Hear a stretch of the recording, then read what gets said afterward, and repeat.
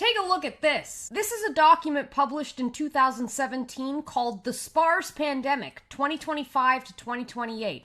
A futuristic scenario for public health risk communicators. It's a quote-unquote hypothetical scenario designed to illustrate the public health risk communication challenges that could potentially emerge during an infectious disease outbreak. It begins with the disclaimer that the infectious pathogen, medical countermeasures, characters, news media excerpts, social media posts, and government agency responses described within are entirely fictional. But in the year 2021, the contents of this 86-page document look more like a gruesome snapshot of our current reality than any hypothetical fictional scenario. This document predicts that at first we will be eased into the pandemic with very simple mitigation strategies, like washing your hands and practicing good hygiene. But that over the course of 3 years, those simple mitigation strategies will slowly escalate to, get this, a mass experimental vaccination program. And the purpose of this document is to mull over effective communication strategies for dealing with the public when they become aware that this vaccine has no long-term safety data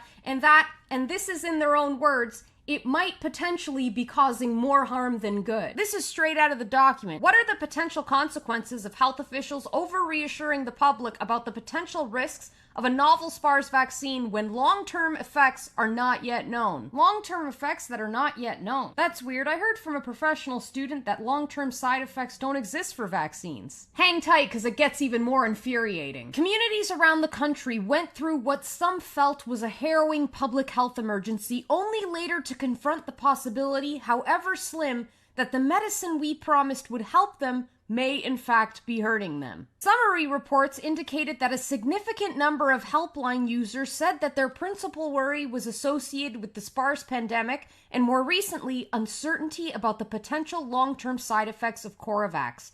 Considering this new knowledge, Dr. Flynn countered the earlier claim that the public simply needed to wait until the science was clear. I urge you to take a look at this document for yourself. You might be pretty shocked by the parallels. It focuses on details such as how to deal with the public when they viewed graphic images of children being harmed by their medical concoctions. It covers the neurological side effects that will be caused by the vaccine. It even covers very specific details such as the Black community's hesitance to take the hypothetical vaccine, and more specifically, how to win back the Black community's trust in the CDC, even though the CDC funded the Tuskegee syphilis experiment. Here's a little hypothetical tweet they've included of a rapper pandering to the Black community. When I said yesterday that I was proud of the Black community's contribution to the Tuskegee research, I meant that I was proud of how they remained strong in the face of adversity. I am saddened by the injustice and suffering they experienced.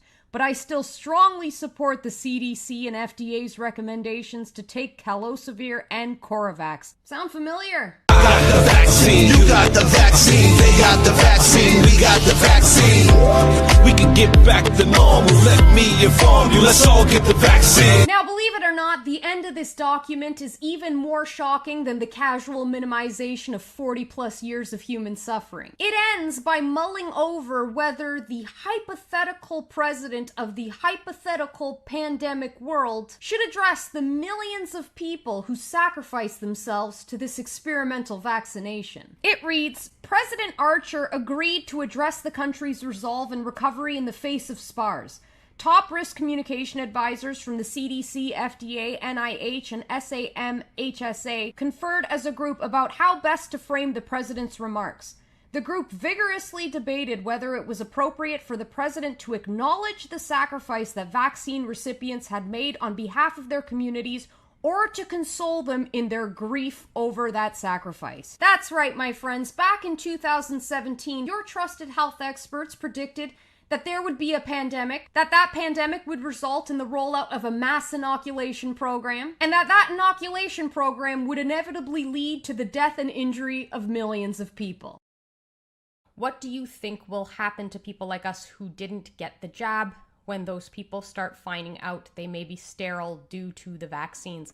I don't know, man. Maybe we will be like Handmaid's Tale people. I fully believe that any man with unvaccinated sperm, I think that shit will be worth more than gold.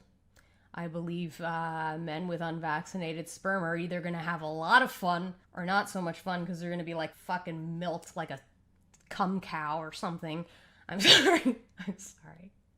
So bad. Cum cow. Sorry. I do believe that men with unvaccinated sperm will definitely become cum cows.